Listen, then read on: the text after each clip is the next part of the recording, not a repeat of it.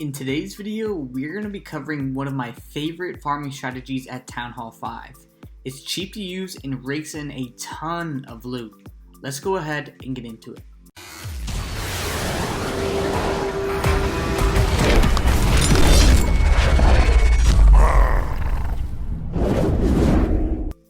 Hey, what's up guys? It's Jsmith Gaming here. Hope you guys are having a great day. In today's video, we're going to be teaching you how to use Goblin Giant. This attack strategy is really fun to use, and it's honestly just really great at overwhelming bases at Town Hall 5. So the plan for today is we are going to cover 2 replays, and then we're doing live attacks for the rest of the video. But before we get into that first replay, if you guys could, if you enjoyed the video, please leave a like and subscribe. I'd really appreciate that. Thank you guys so much for all the constant love and support. Let's go ahead and get into it. Alrighty guys, so there's a couple steps to this attack strategy, and the first one being is to always check the clan castle. What I like to do is I just like to drop a single goblin down and just see if there's anything in there, because the reason I always like to check is because if high level balloons or just high level troops come out in general, I will honestly just pack up my bags and just take the loss on this raid. And the reason being is because there's only 6 wizards, and if high level troops come out, there's a good chance that the wizards won't actually kill them. So now that I know the clan castle is cleared, I need to identify where the wizard tower is as well as where the mortar is. The mortar is the second highest priority here besides the clan castle, and the reason being is because of this massive range, it is very good at killing goblins. As you can see, the wizard tower's range is much shorter, so we don't have to worry about it as much. So whenever we're attacking, we always want to go ahead and try to take out that mortar as soon as possible. And as we did here, what you're going to see me do is we are going to place our giants down in a way that we can go ahead and get to this wizard tower and the mortar tower as soon as possible.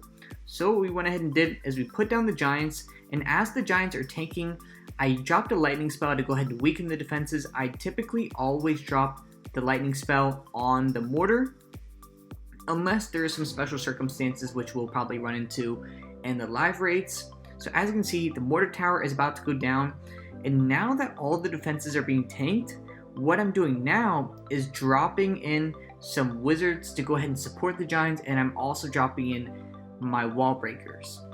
You want to drop your wall breakers in while the defenses are being tanked, not necessarily like I did here, because as you can see, I kind of just ended up spamming them and we broke through the wall. I would recommend you guys being a little bit more tactical with them and actually breaking into the wall when the defenses are being tanked by the giants. So now that the giants are starting to move in, what I'm doing now is I'm starting to spread some of the wizards behind them, because I want the wizards to support the giants as much as I can. And now what I'm doing is, now that the giants have taken out the mortar and the wizard tower, you can go ahead and start deploying the goblins. You really can start deploying the goblins as soon as the mortar is down, but it just so happened that in this base the wizard tower was exposed, so I could take it out early.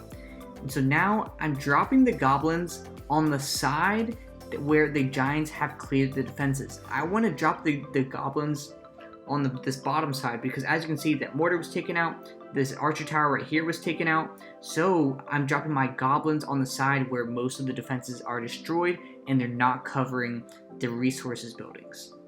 The giants are in there taking out the defenses, which is great. The wizards are going to work, and boom, just like that, that's going to be 3 stars and a ton of loot, which is awesome. So in attack number 2, we're following a similar approach by first checking the clan castle. As you can see, we're going to drop a goblin right here, and so boom. Alright, so we've realized that there is no clan castle troops. That's great. But something you guys need to know is that when you guys have level 4 lightning spells, and you have 2 of them, you can go ahead and take out level 1 and level 2 mortars. This is a level 1 mortar right here, and what I'm going to be able to do is I can just drop a lightning spell on it and take it out. As you're going to see right there, boom, dropped it, and I was able to get some damage on these other defenses right here.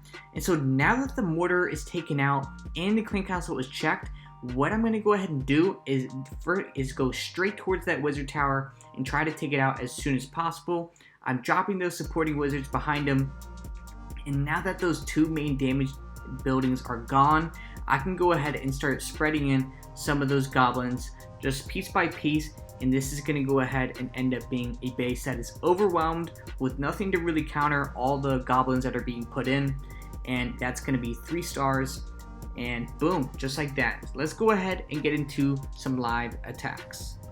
Alrighty guys, let's go ahead and do some live attacks. And actually, I did bring some clan castle troops. In the replays, I didn't bring any, but if we do run into any high level troops, what I'm going to go ahead and do is try taking them out with my wizards as well as some of the clan castle troops. I haven't done it before, but we'll go ahead and see how it works.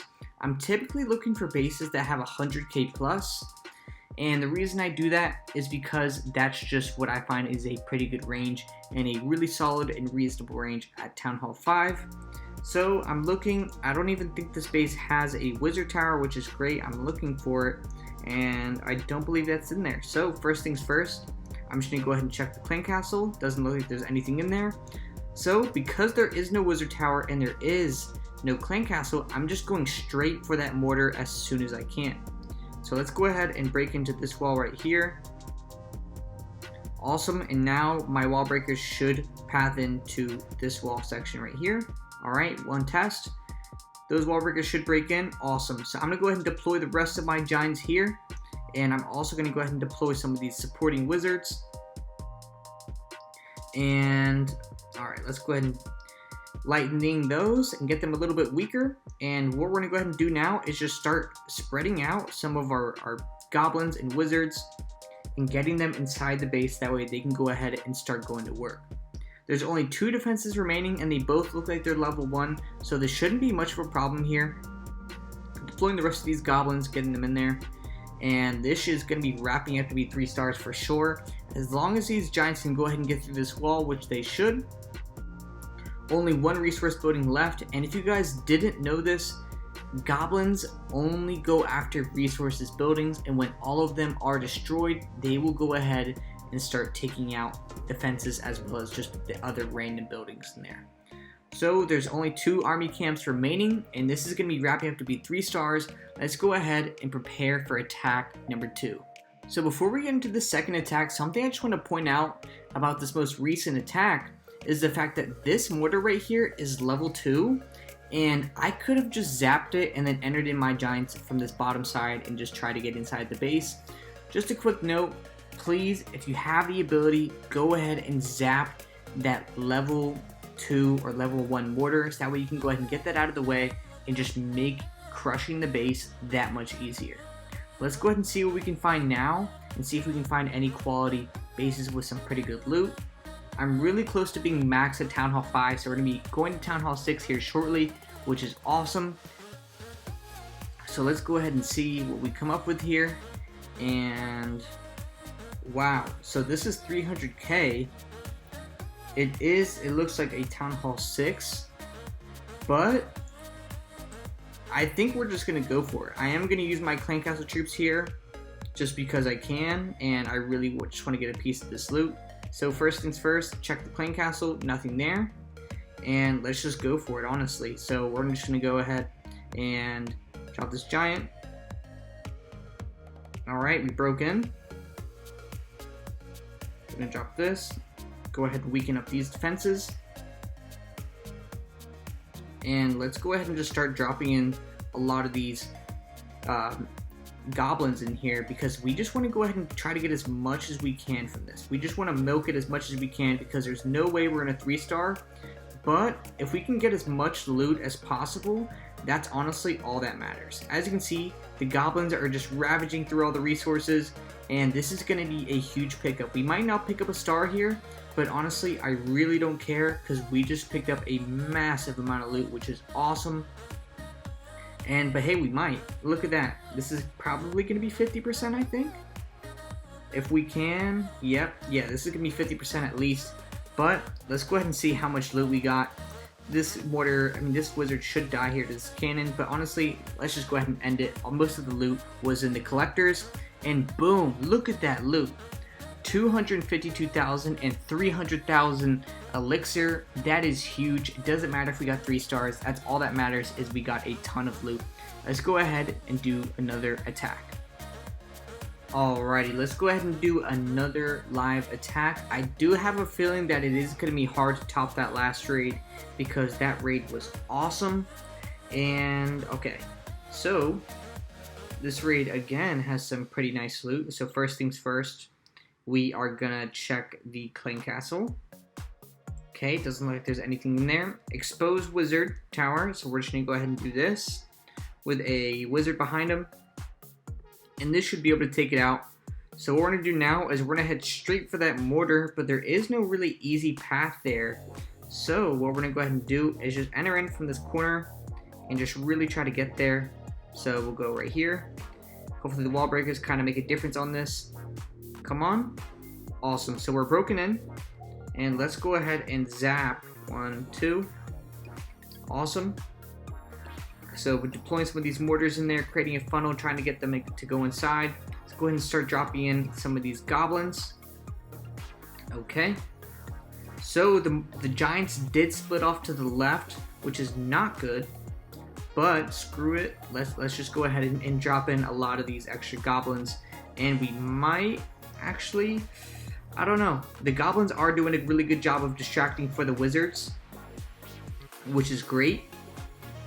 Okay, nice. Yeah, this is going to be wrapping up to be 3 stars. A little bit scary that all the giants did path off to the left, but that just shows you how important it is. As long as you can just take out a lot of the splash damage, your rest of your raid will be pretty good. Like you'll be all right. So let's go ahead and drop a wall breaker right there, help them get through the wall.